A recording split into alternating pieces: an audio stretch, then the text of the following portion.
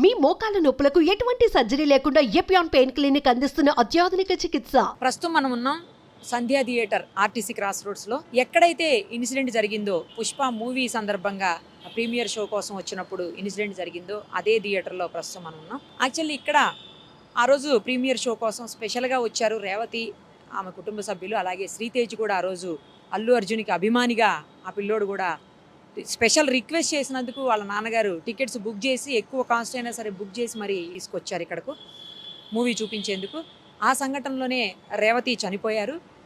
శ్రీతేజ్ తీవ్రమైన అంటే గాయపడ్డాడని చెప్పలేము, అంటే గాయాలు కాదు కాబట్టి అతనికి శ్వాసకు సంబంధించినటువంటి ప్రాబ్లం వచ్చింది ఆ తొక్కిసలాటలోనే. అదే రోజు థియేటర్కి అల్లు అర్జున్ అలాగే ఆ టీమ్, ఆయన ఫ్యామిలీ అందరు రావడము, ఆ తొక్కిసలాట ఇక్కడ భయంకరమైనటువంటి అభిమానులు తొక్కిసలాట జరిగింది. ఆ రోజే ఇక్కడ ఈ ఇన్సిడెంట్ జరిగింది, మనందరికీ తెలిసిందే ఆ విషయం. ఇక ఈ థియేటర్కి వచ్చేసి 2 రూట్స్ ఉన్నాయి. ఒకటి ఈ గేట్ అయితే నేను నించున్న గేటు, ఇంకొకటి అవతల సైడ్ గేట్ ఉంది. కానీ ఇక్కడ ఏంటంటే 2 థియేటర్స్ ఉంటాయి. ఒకటి 70mm సంధ్యా 70mm, ఇంకోటి వచ్చేసి 35mm. రెండిటికి కూడా 2 ఎంట్రీస్ ఉన్నాయి. అదే ఇదే ఎంట్రీ, ఇదే అవుట్, ఇదే ఇన్ను అనమాట రెండిటికి కూడా. సో పార్కింగ్ కూడా చాలా తక్కువ ఉంది, చూడొచ్చు ఒకసారి మీరు పార్కింగ్ విషయంలో కూడా. నెక్స్ట్ వచ్చి థియేటర్ లోపల కూడా చాలా కొంచెమే ప్లేస్ ఉంది, ఎక్కువ ప్లేస్ కూడా లేదు. ఈ 70mmకి వచ్చేసరికి మీకు 1200 కెపాసిటీ అని చెప్తున్నారు సీటింగ్. 35mm వచ్చేసరికి 700 to 800 మధ్యలో ఉంటుందంట. సో చాలా తక్కువ కెపాసిటీ ఉన్నటువంటి, అంటే సీటింగ్ కెపాసిటీ ఎక్కువ ఉంది, బట్ ప్లేస్ మట్టుకు చాలా తక్కువగా ఉన్నటువంటి పరిస్థితి. ఇదే వేలో ఆ రోజు మనం విజువల్స్లో చూస్తున్నాము.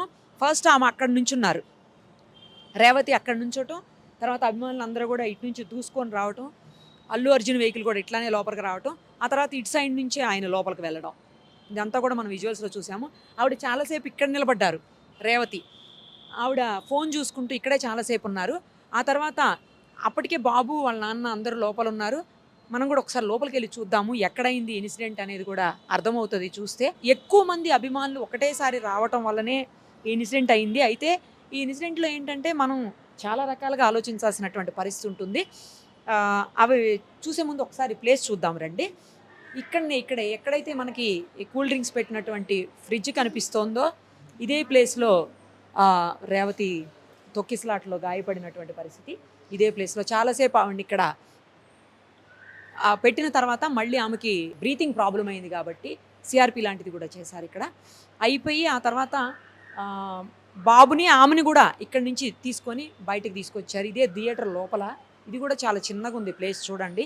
ఒకేసారి 1000 మంది అభిమానులు వస్తే తట్టుకునేటువంటి పరిస్థితి అయితే ఈ థియేటర్స్కి లేదు. మాల్స్లో ఉండే థియేటర్స్ ఏంటంటే కొంతవరకు పెద్దగా ఉంటాయి కాబట్టి కొంచెం బెటర్. ఇంకొకటి ఏంటంటే రిస్ట్రిక్షన్, ఎంట్రీ కూడా రిస్ట్రిక్షన్ ఉంటుంది, బట్ ఇక్కడ రిస్ట్రిక్షన్ చేయడానికి కూడా అవకాశం లేదు థియేటర్ వాళ్ళకు కూడా.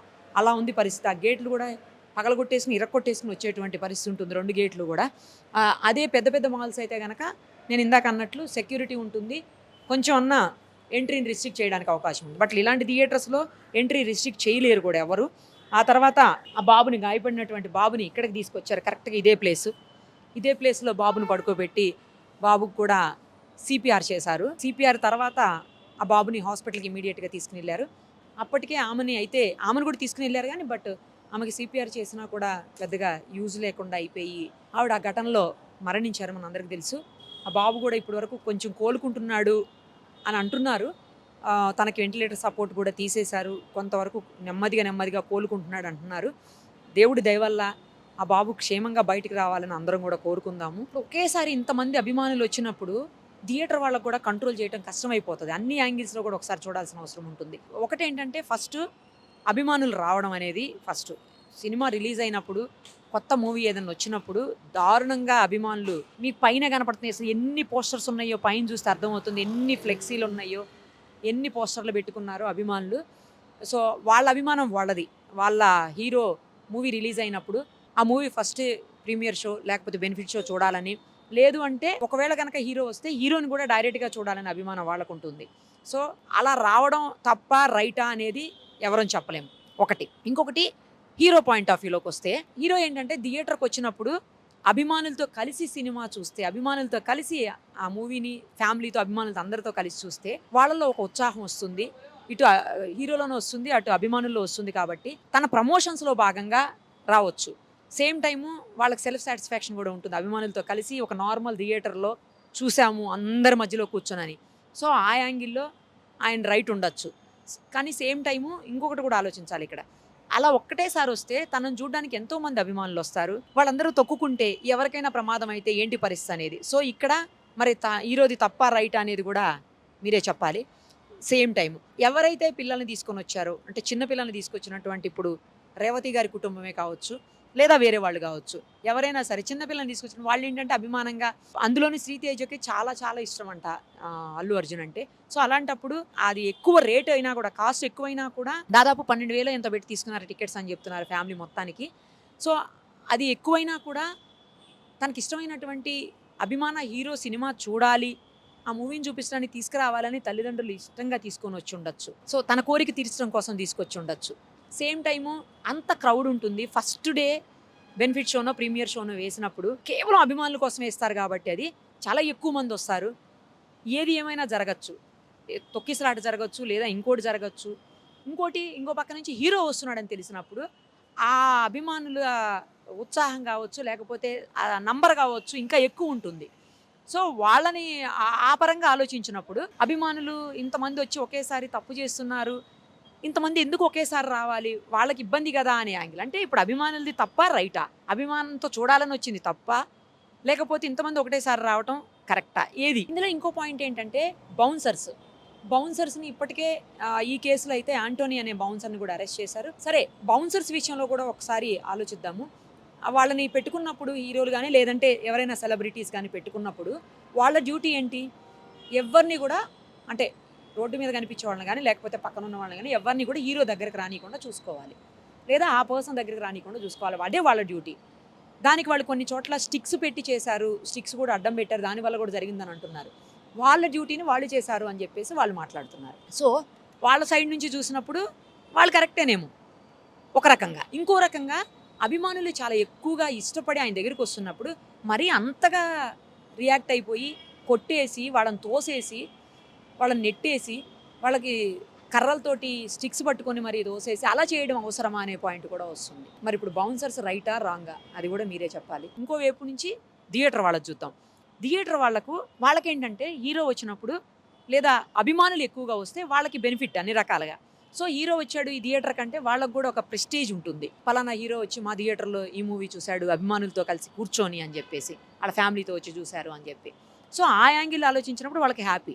ఇంకొకటి, ఒకేసారి తొక్కిసలాట జరిగినప్పుడు ఈ థియేటర్కి మళ్ళీ ఇంకొకరు రావాలన్నా, లేకపోతే ప్రీమియర్ షోలో బెనిఫిట్ షోలకు అటెండ్ అవ్వాలన్నా కూడా భయపడిపోయే పరిస్థితి ఉంటుంది. సో ఆ యాంగిల్లో వాళ్ళు కంట్రోల్ చేయొచ్చు, చేయలేకపోవచ్చు.